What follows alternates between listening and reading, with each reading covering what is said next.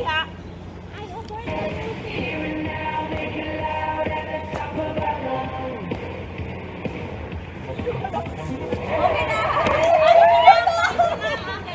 Practice na sayaw. Hindi siya katulad nung ginawa ko. Sa one chai. Yung pagkalunin, this is our time. This is our time. Kaya lang yung pagkabit-bit ko, umano.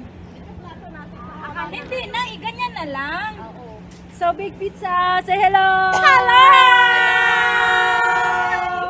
Naka-live. Pizza! Ilay ba natin? Construction workers. Ilay ba natin? Gutom na. Sige na. Pag-pray muna natin si Desbord. Uwi na, galing kaming Wanchay and then practice kami doon. Kasama ng mga taga-Tri Movers. And then dito na ako sa may Amen Chaiwan. So malapit na kami and meron akong bagong necklace guys, yung name ko. So pinagawa ko siya. Ayan. Today pala is Sunday guys. Ayan. Itsura ko. Haggard na haggard. Dami kong dala. Hi, today is Tuesday. Katatapos ko lang maglinis ng bahay namin. Itsura ko. Dami. Sorry guys. And while naglilinis ako kanina, kausap ko sa FaceTime yung nanay ko. Yan, nag-usap kami ng nanay ko. And then, siguro mga 30 minutes din yun, nag-usap kami. And then, Lunes and general cleaning, kaya hindi ako masyado nakapag-vlog. And mamaya, is nandito yung alaga kong panganay, pupunta siya ng hospital. Meron siyang general check-up. And, meron din sila swimming. So, later, I'm gonna get this, meron akong coupon dito guys, ng gatas, binigay ng friend ko sa church. Ayan, so kukunin ko siya, it's free. And meron pa akong mga coupons dito na tig po $40. So, yan, kukuha ko ng gatas. Ayan, isa-shoutout ko si Jubel. Hi, Jubel. And si Emmy, hi! Ayan, kasi na-found out nila na meron akong YouTube account. So, yun, pinapanood nila yung aking YouTube. And tuwang-tuwa sila. Ako naman ay hiyang-hiya naman ako. Okay. So, let us face the reality naman. Kasi, mapapanood din talaga nila to. Kaya mga ka-churchmate ko sila, isa lang yung sinabihan ko si Ate Leonie, humanda ka sa akin. Sinabihan ko si Ate Leonie, sabi ko sa kanya, wag mo ipapasabi. Yun pala, sinabi niya sa dalawa. Kaya yung pinagkakaguluhan. Meron pala akong tuyo!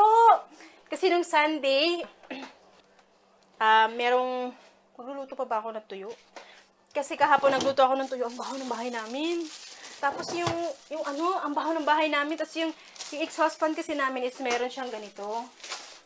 Filter, ganyan. Exhaust fan na siya, and then meron pa siyang filter dito. Yan. Pero natatanggal naman siya. Alam niyo, amoy tuyo siya. Grabe makadikit yung tuyo. And yung tuyo pala is galing sa Pilipinas kasi dumating yung isang friend ko sa Yaulikha, yung mga dancer ng church namin. Kasi dati ako member sa dance group. And then, nalipat ako ng jam sa music. Pero pareho pa rin kami ng cluster. Nasa music pa rin kami lahat. So, nagdala siya ng maraming tuyo. And, ayun, binigyan kami isa-isa. Pero yung iba, hindi nila madala. Kasi bawal silang magluto ng tuyo sa bahay ng amo nila. Kasi yung ibang mga amo nila nasa bahay. So, ayaw ng amoy ng tuyo. So, kami na mga amo ay nasa labas lagi.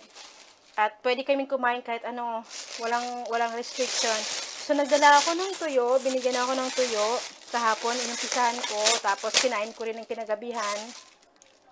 Buti hindi na naamoy ng amo kong lalaki yung amoy ng tuyo ng kinagabihan kasi nilagyan ko na ng suka yung tuyo and then luto na siya nung lunch na niluto ko siya na. So, meron ditong daing. Ayan! Daing na tuyo. And meron pang yung sa Cebu, yung tanggit. Ayan. Ayan. Tapos, magluluto ako ng kanin. Dadamihan ko yung saing ko para marami yung makain. So, guys, yan, nagsasaing na ako ng kanin. And, tuyo! Ito yung tanggit. So, ito na lang yung niluto ko ngayon. And meron pa dito guys. Kabila. So mga ilang piraso na lang gagawin. So yan. Okay. Sauce pa namin, tinanggal ko to kasi para hindi dumikit ulit yung tuyo. Para ma-exhaust agad yung amoy niya. So guys, yan tuyo. Luto na ang aking tuyo. And nilagyan ko na siya ng suka. Yan. So ito yung ginamit kong suka, yung hens. At since wala kaming sili, ito na yung gagamitin ko. Sambal bawang Indonesia ito. So, assorted na siya guys. Meron siyang bawang, may sili na. And then, talagang maanghang to. As in, perfect sa combination na ito. Itong tuyo. Dito ako sa market nila.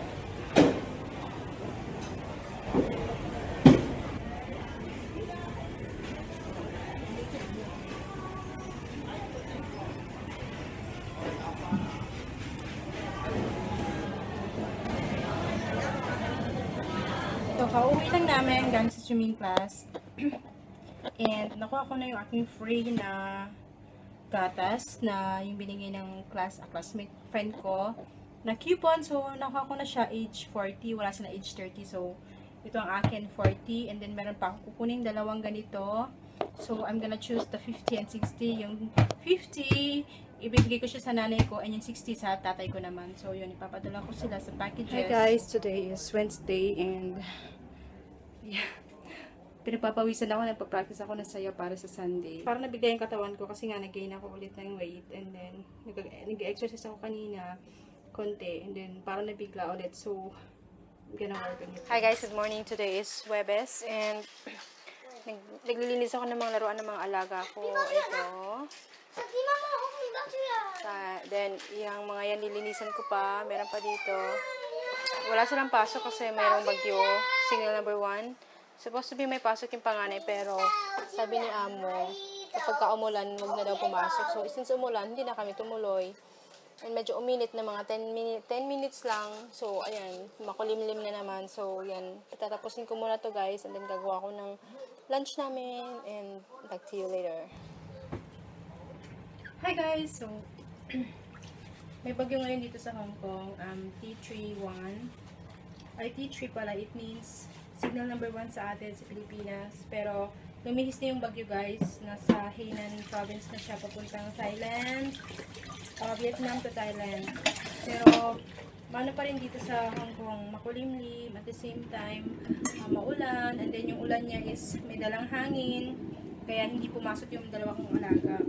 So, nandito lang kami sa bahay din kanina. Habang hindi na kami pumunta ng school, inayos ko yung mga laruan ng mga bata. So, yun. Yung iba, pinagtatapon ko na sa basurahan kasi dami nilang laruan. Yung iba naman, binalik ko.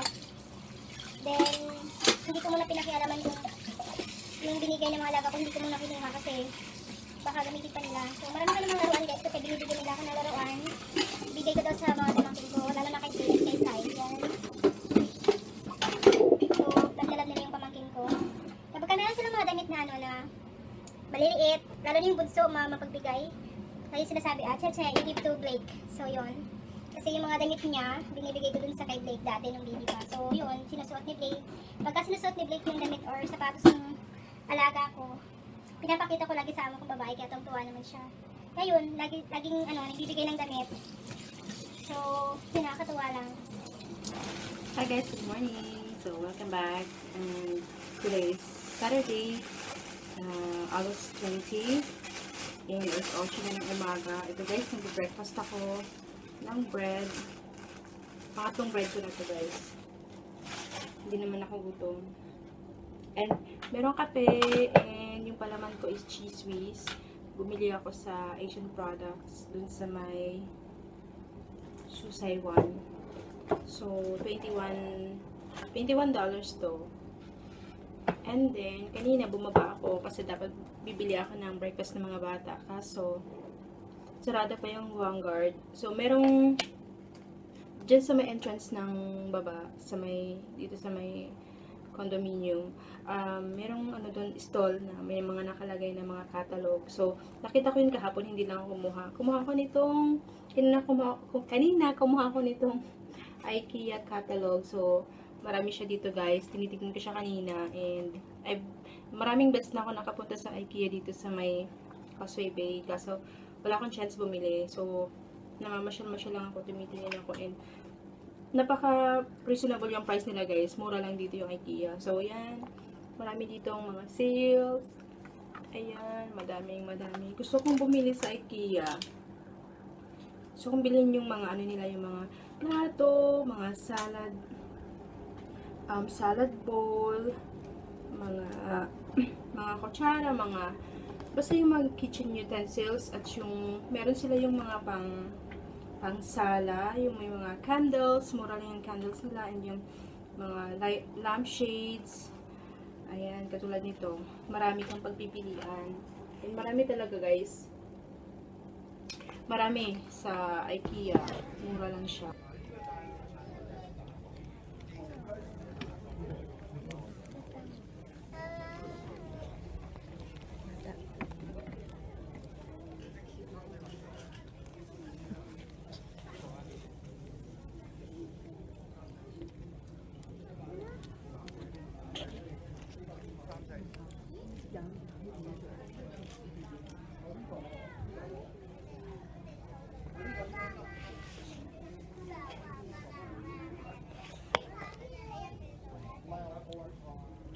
Kami ng sine.